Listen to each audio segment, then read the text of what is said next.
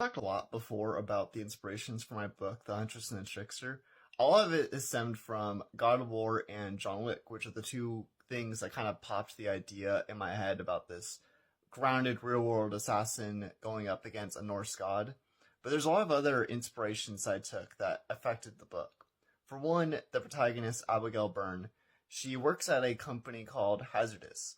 And the company, the building, it's of brutalist architecture, which was a post-World War II architecture that spawned in Europe and really spread, became very popular. It was meant to be sort of a socialist utopia type style. It was very much about functionality and just being like, let's just throw up a bunch of concrete, and it's very angular and it's just serves a purpose. You see a lot of public buildings, a lot of government buildings, things that are just cost effective and bureaucratic.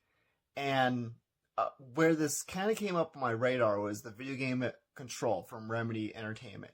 One of my favorite games of recent years, like a high concept sci-fi type of game. Really, really brilliant, really high concept and weird and really fascinating of a world and really great gameplay. But the building you're in this fictional federal bureau, the Federal Bureau of Control.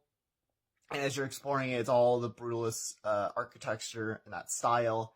And just the way that game sort of frames it and stuff like that, it was really cool and really striking of a visual. And I used a lot of detail in this book.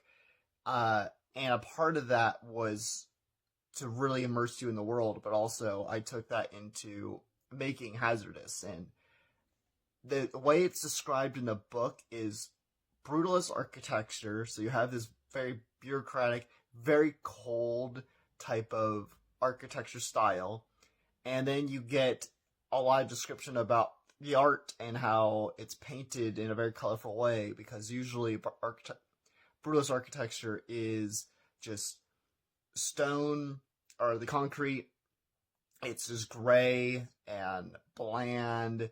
It's just about being a functional building to do whatever it needs to do, and there's not much else to it. And so this sort of artistic flair that gets spun onto the building is kind of the counterculture that you kind of see in this assassin world of these people who view themselves as a counterculture, as a counter movement, although they are corrupt and they really aren't who they think of themselves as. And I think this was a really good symbolic way of kind of showing the contrast of the bureaucratic coldness and then also like this artistic liberal counter movement, and these kind of two things kind of clashing together of who these people view themselves as and who they really are.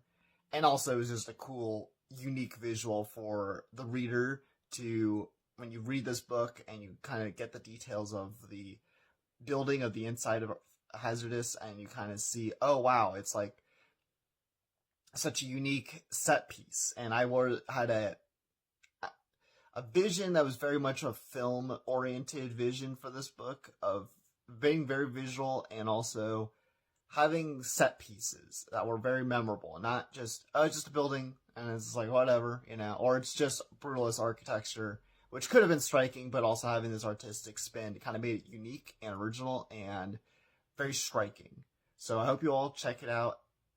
You get a lot more than just the architecture. You get some action, you get all kinds of things. Make sure you follow me on Instagram and TikTok. Get more me rambling about books, my own books and books I'm reading, and talk about writing and all that kinds of stuff.